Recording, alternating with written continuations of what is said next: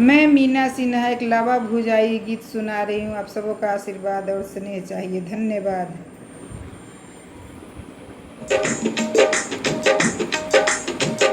लावा भुजबिए भौजी तू द गहना, लावा भुजबिए भौजी तू द गहना, तू द गहना भौजी द गहना, तू द गहना भौजी द गहना, लावा भुजबिए भौजी तू द गहना, लावा भुजबिए भौजी तू द गहना,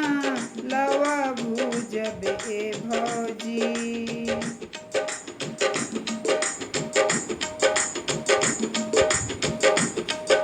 करची के लारन चंदन के जरना,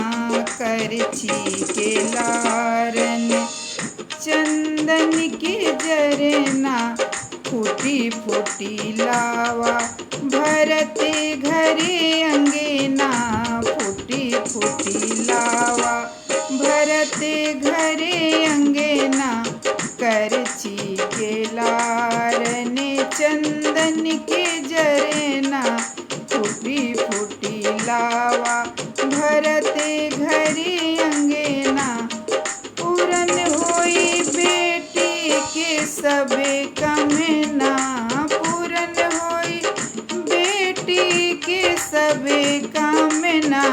लावा भुजबिए भौजी तू द गहना,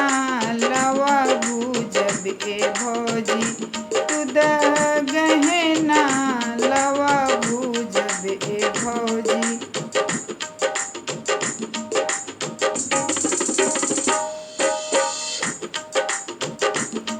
खोलना पेटी संदूक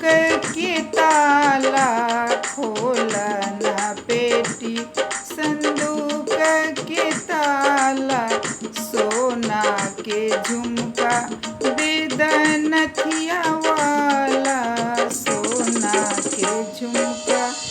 बेदनथिया वाला,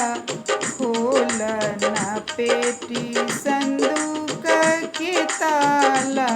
सोना के झुमका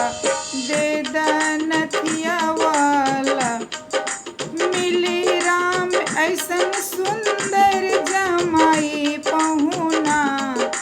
मिली राम ऐसन सुंदर जमाई पहुना,